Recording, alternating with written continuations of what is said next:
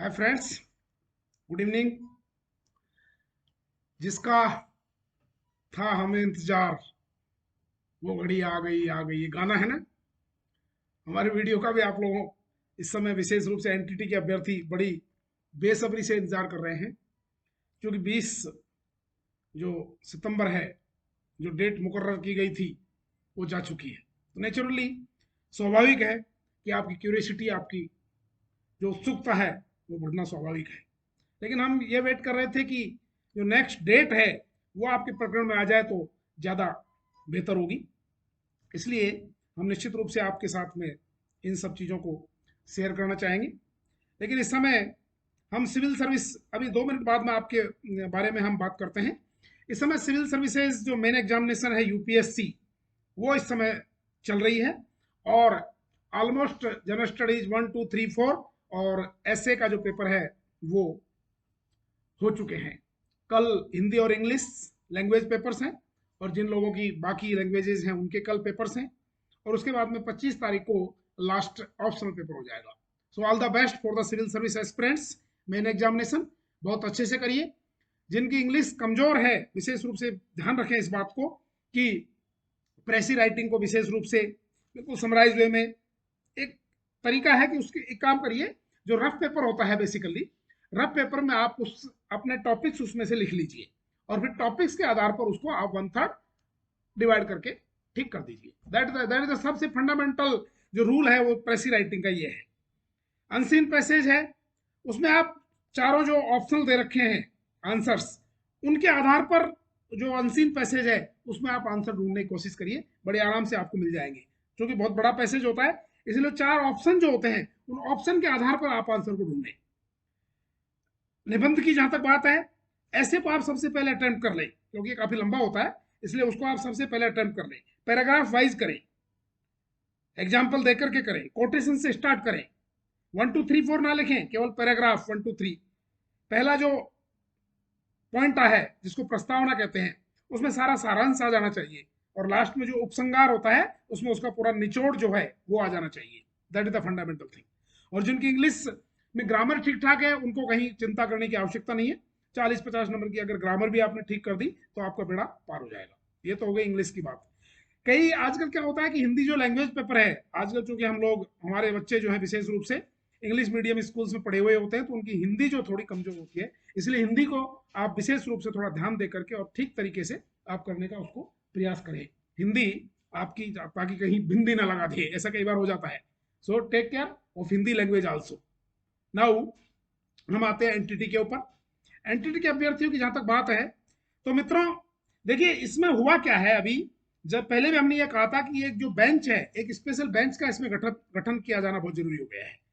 जो कि एक मेंबर जो है उसका कुछ इसमें वो पेज फंस रहा था, तो वो पेज जो जब खत्म हो जाएगा तो नेक्स्ट जो डीबी बन जाएगी, अभी शायद ये 20 तारीख को भी यही बात हुई थी, नॉट रीचेबल था मैटर। अब आपका जो मैटर है वो 11 अक्टूबर 2022 को लग गया है। 11 अक्टूबर 2022 को निश्चित रूप से आपके प्रकरण में फैसला होगा।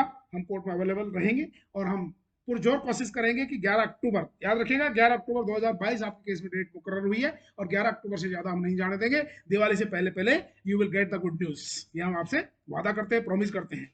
इसमें मित्रों क्या हो रहा है, CMS number 7194/22, S special appeal writ है 620/2022, स्पेशल अपील रिट है 591/2022, और एक है 540/2022, और दूसरी है 521/2022। ये सबकी सब जो है इसमें क्लब कर दी गई है, ये एक मुद्दा है इसमें।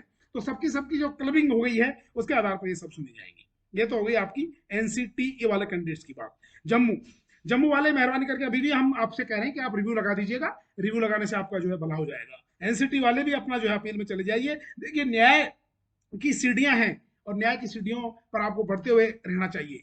डीबी हो सकता है डीबी निश्चित रूप से आपके फैसले को पलट दे, इसलिए आपसे हम पुनः यही गुजारिश करेंगे कि रिव्यू लगा दीजिए। जम्मू वाले, आपका लेटर बहुत अच्छा है, काम का लेटर है, या तो रिव्यू लगा दीजिए या तो आप डीबी में चले जाइए, दो ही विकल्प है। एनसीटी वाले भी, उनका कोई रिव्यू नहीं लग सकता क्योंकि रिव्यू का टाइम जा चुका है, और अब आप लोग जो रिट के लिए टाइम आपके पास में बचा हुआ है। रिट की कोई टाइम लिमिट नहीं होती है, इसलिए आप मेहरबानी करके और रिट लगा दीजिए, डीबी में लगा दीजिए। जैसे सरकार जो है इसमें गई है चेतन डाटला वाले केस में, इसी प्रकार से आप भी डीबी में चले जाइए। तो सरकार का ये अगर फैसला पलट सकता है तो आपका फैसला पलट सकता है। होप, उम्मीद के सारे दुनिया चलती है, आशा गए कि सारे राम, आशा के प्रभु सारे काम। इसलिए हौसले आप बुलंद रखिए, निराश मत होइए, और निश्चित रूप से अपनी पुरजोर कोशिश जारी रखिए। 11 अक्टूबर को निश्चित रूप से एनसीटी वालों की विजय होगी, ये हम दावे के साथ में कह सकते हैं, क्योंकि नीचे वाला जो फैसला बहुत मजबूत फैसला है।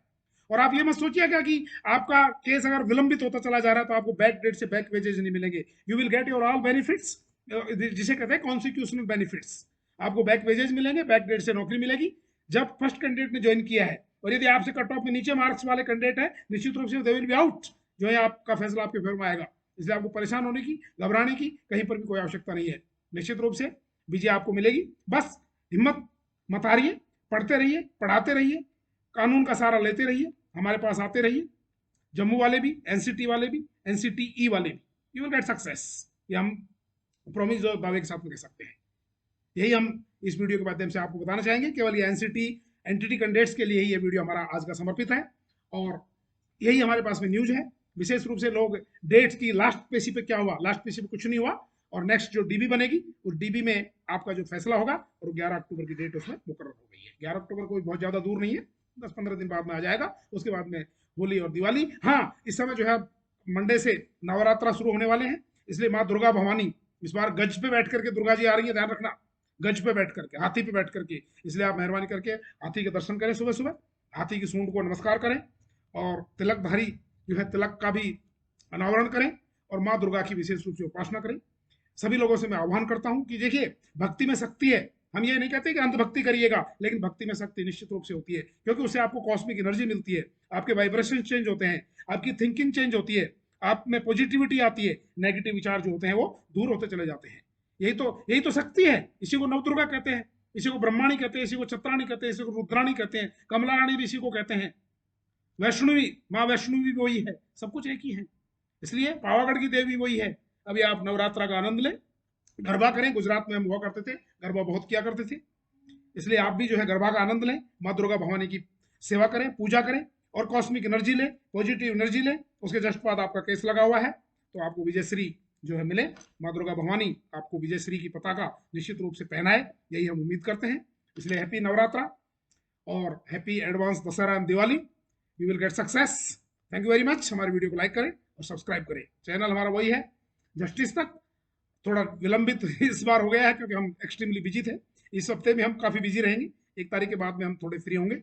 और हमारा नंबर वही है 9509969695, और हमारा पता ऑफिस का वही है 821 Ashish Vihar, Jagatpura, Jaipur. So take care, thank you very much, see you very soon, and all the best for 11th October 2020 for the entity aspirants, and all the best for the civil service aspirants also. RS के interview आज होने वाले हैं, इसलिए all the best for the RS aspirants also. Take care, thank you, bye bye, see you.